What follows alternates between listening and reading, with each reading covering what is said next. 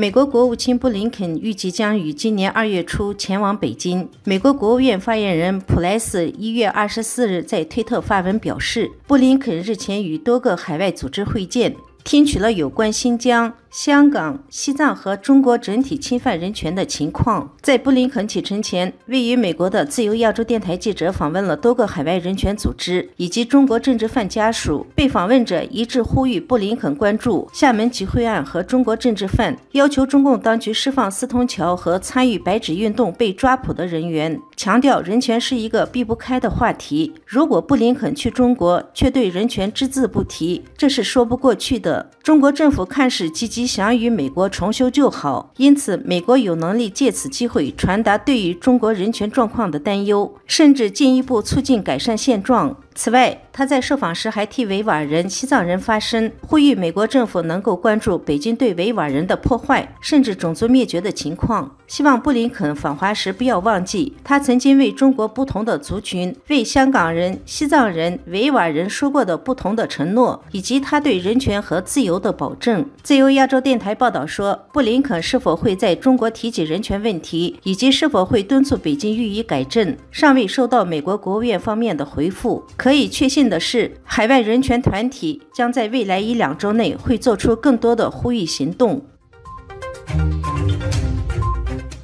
中国中共病毒疫情海啸导致了医疗系统不堪重负，但由于政府财政缺钱，医护人员在延长工作时间的同时，还面临着减薪、被拖欠工资等困境。根据香港南华早报报道，中国南方大城市一家医院的周姓外科医生透露，在最近大量染疫患者涌入之后，他已经3个月没有拿到工资。他说，最晚收到的9月份的工资减了近4000元，医院还取消了2022年的季度奖和年终奖，医务人员的士气现在非常低落。这名医生还说，医院没有给出任何解释，就是不发，而且医院还不允许他们辞职。如果现在辞职，他们的人事档案将被列入黑名单，这实际上是对他们今后在公立医院找工作发出了准入禁令。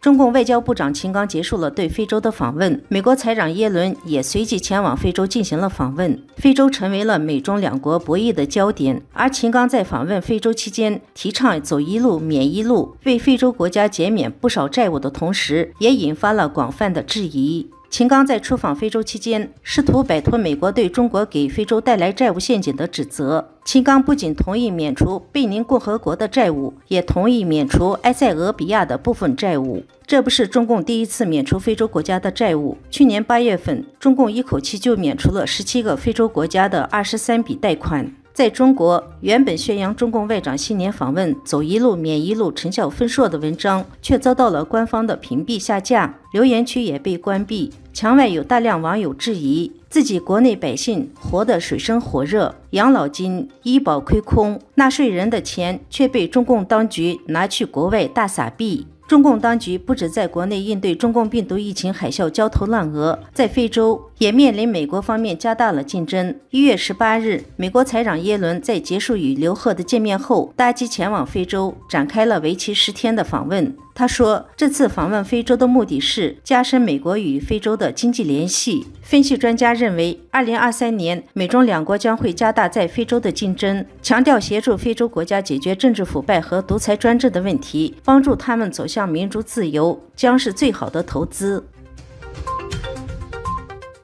在土耳其表态不会支持瑞典加入北约后，芬兰1月24日表示可能会撇开瑞典，单独加入北约。土耳其总统埃尔多安1月23日表示，在上周6的抗议事件后，瑞典不应再指望土耳其会支持其加入北约。上周6，土耳其驻瑞典大使馆附近爆发了示威抗议活动，激怒了土耳其。土耳其随后召见了瑞典大使，并取消了瑞典国防部长的访问计划。瑞典和芬兰去年共同申请加入北约，但是需要得到包括土耳其在内的所有北约成员国的批准。在土耳其做出了最新的表态后，芬兰外交部长1月24日表示，如果瑞典的申请被长期拖延，芬兰将不得不评估形势。这被认为芬兰可能会撇开瑞典独自行动。不过，美国仍然支持瑞典和芬兰加入北约。